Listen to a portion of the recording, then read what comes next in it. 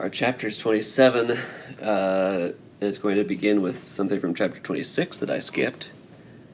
We said that as Edward saw her leaving, he heard the old doll's voice. She says, "Open your heart," she said gently. "Someone will come. Someone will come for you. But first you must open your heart."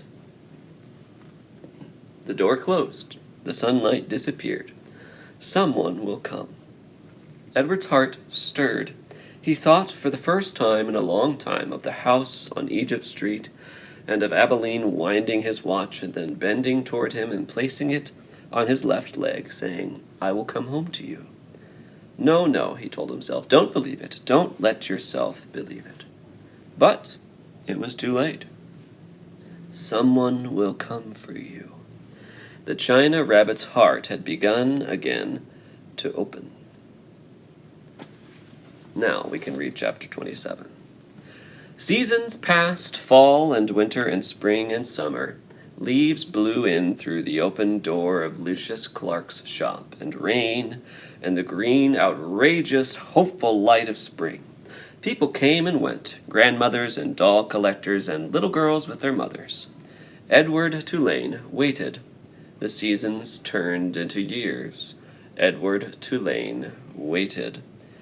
He repeated the old doll's words over and over until they wore a smooth groove of hope in his brain. Someone will come. Someone will come for you. And the old doll was right. Someone did come. It was springtime. It was raining. There were dogwood blossoms on the floor of Lucius Clark's shop. She was a small girl, maybe 5 years old. And while her mother struggled to close a blue umbrella, the little girl walked around the store, stopping and staring solemnly at each doll, and then moving on. When she came to Edward, she stood in front of him for what seemed like a long time. She looked at him, and he looked back at her. "Someone will come," Edward said. "Someone will come for me." The girl smiled, and then she stood on her tiptoes and took Edward off the shelf. She cradled him in her arms. She held him in the same ferocious, tender way that Sarah Ruth had held him. "Oh," thought Edward, "I remember this." "Madam," said Lucius Clark, "could you please attend to your daughter? She is holding a very fragile, very precious, quite expensive doll." "Maggie," said the woman. She looked up from the still open umbrella. "What have you got?" "A rabbit," said Maggie. "A what?" said the mother. "A rabbit," said Maggie again. "I want it." "Remember, we're not buying anything today. We're looking only," said the woman. "Madam," said Lucius Clark, "please." The woman came and stood over Maggie. She looked down at Edward. The rabbit felt dizzy. He wondered for a minute if his head had cracked open again, if he was dreaming. "Look, Mama," said Maggie. "Look at him." "I see him," said the woman.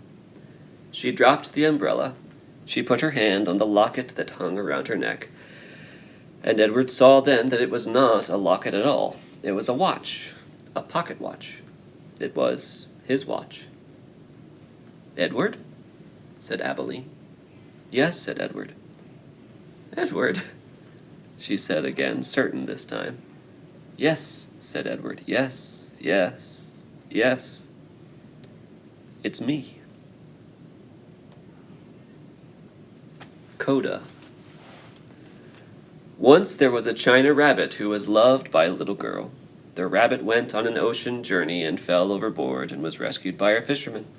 He was buried under garbage and unburied by a dog. He traveled for a long time with the hobos and worked for a short time as a scarecrow. Once there was a rabbit who loved a little girl and watched her die. The rabbit danced on the streets of Memphis. His head was broken open in a diner and was put together again by a doll mender. And the rabbit swore that he would not make the mistake of loving again. Once there was a rabbit who danced in a garden in springtime with the daughter of the woman who had loved him at the beginning of his journey. The girl swung the rabbit as she danced in circles. Sometimes they went so fast, the two of them, that it seemed as if they were flying. Sometimes it seemed as if they both had wings. Once, oh marvelous once, there was a rabbit who found his way home. The end.